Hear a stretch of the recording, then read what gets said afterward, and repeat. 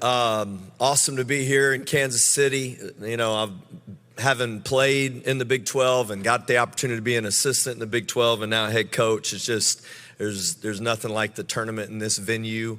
And, you know, as a Red Raider and being a part of Texas Tech basketball and just the current run that we've had, it's an exciting time for us.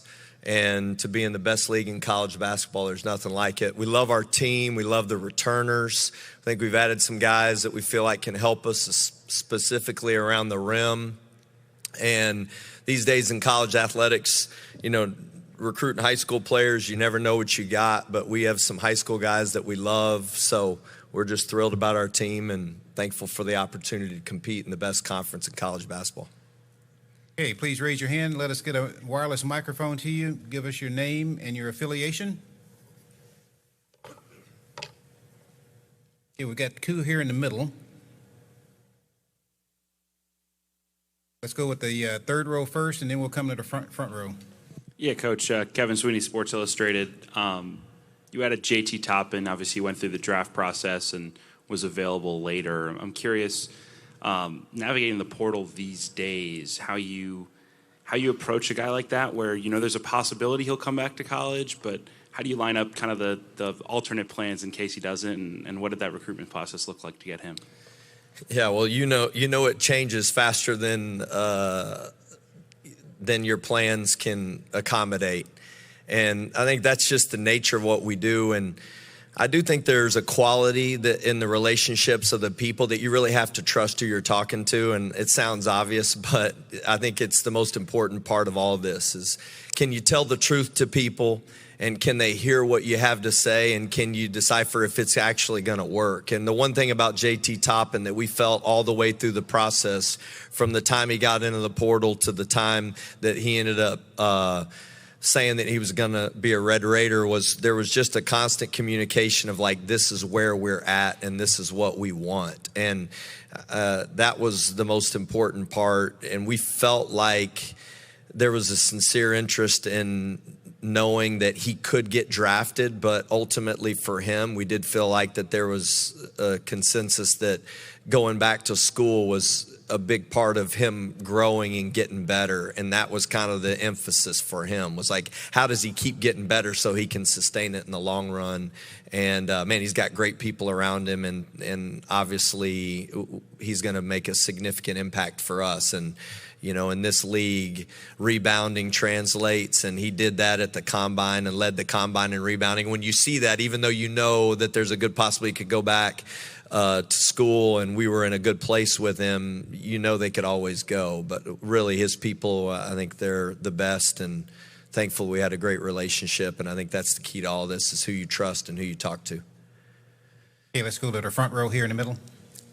Coach Matthew Poston's Heartland College Sports. Before you got to Tech, there have been times where the three-point shooting wasn't consistent or wasn't at a high level. You kind of changed that last year with Chance and with Darian, and now you got Elijah coming in. How does the three-point shot play a role in how you guys want to play offensively, and does it help with your interior game? Yeah, you know, I think when you evaluate players, and we've tried to figure out a formula that we know wins. I think space on the floor in college basketball is so important. And how do you create space? And one of the best ways to do it is with guys that can shoot. And Chance, McMillan, Kerwin Walton, and Darian Williams, who actually are representing us today at Media Days, are the three best returning percentage shooters at the Power 5 level. And for us specifically, to have a group of guys that have this much experience and can really shoot the basketball, I think it allows the game to be easier for everybody as long as you share it. And it causes the most problems for defenses. And then the biggest thing for us is, how do we put guys around them? And now we have Elijah Hawkins, who I think creates opportunities for those guys. And then by better ball movement, and we love the guys that we brought in. I think the size at the rim and verticality give those guys a chance to be on the floor longer. And we can play multiple different lineups, because the one thing about having 3-point shooting is good, but when people take it away, how do you put pressure on the rim? And I think these guys made big steps in the offseason of being able to bounce the ball and make decisions, make reads, and Darian Williams being such a versatile player, he can do all of it. And his 3-point shooting, I think, really changed our team last year, and a lot of people didn't see that as a strength of his.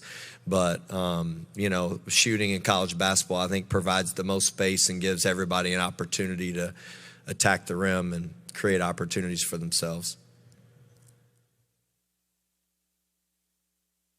Okay, we got a question over here on the left, third row.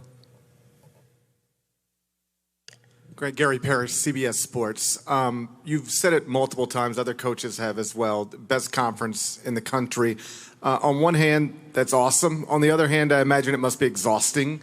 I was just looking at your schedule. There's a stretch in February where you go Houston, Baylor, Arizona in an 8-day span.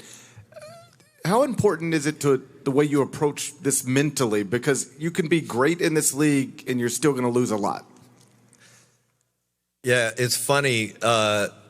Gary, I wouldn't know this if I didn't experience it and do it the wrong way. I was a junior college coach at Midland Junior College, and one of the first years as a head coach, I went through the schedule and we had a pretty good record about halfway through, and I started counting the wins to make it in the top 4, because if you were a top 4 team in the WAC-JAC, Western Junior College, you got to go to the regional tournament. And it's the only way you could make it. There were no at-large bids. So you had to win the regional to go. And I started trying to do the math, and we started losing. And every second that I wasted on trying to do the math, I could have invested in something that actually impacted us. So to your point, I looked at the schedule, and I got it. And everybody likes to critique it. And so I started going through game 1, game 2, and I got to game 4, and it is overwhelming just looking at who you play, where you play them, and I just stopped. I really did. I stopped. And so people ask me, like, who do you play twice? And I do know, just because of the names that we've been asked repetitively, who do we play twice in this league? But I could not even tell you the order. I could not tell you who we play after the first Big 12 game right now. And so I just made a conscious effort to go, hey, let's focus on the one at a time. And it sounds like a corny answer, but I honestly believe it with all my heart. I think the moment you try to look at this schedule and try to figure out how you're going to navigate it is the moment you're losing. And the more you can invest your team and that energy, the better off you are. Okay, we've got time for 2 more questions. Who wants them?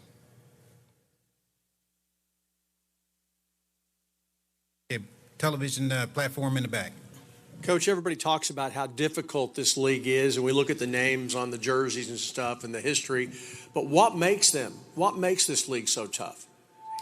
Well, I think anytime you've got this many Hall of Fame coaches in a league and you've got this much history of teams making deep runs in the tournament, winning national championships.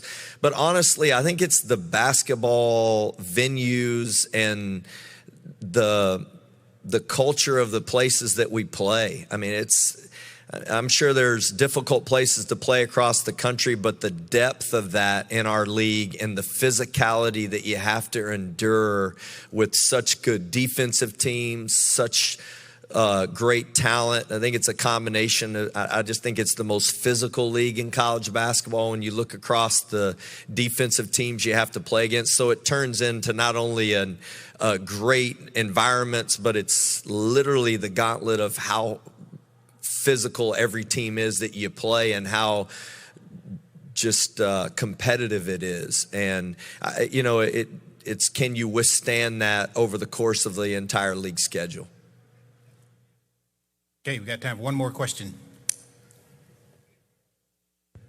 Anyone? Okay, in the back on the left, back row on the left. Hey, Coach, Sam Lance with Adams Gory and Zags Blog. What did you just take away from coaching the U18 junior national team, being an assistant there?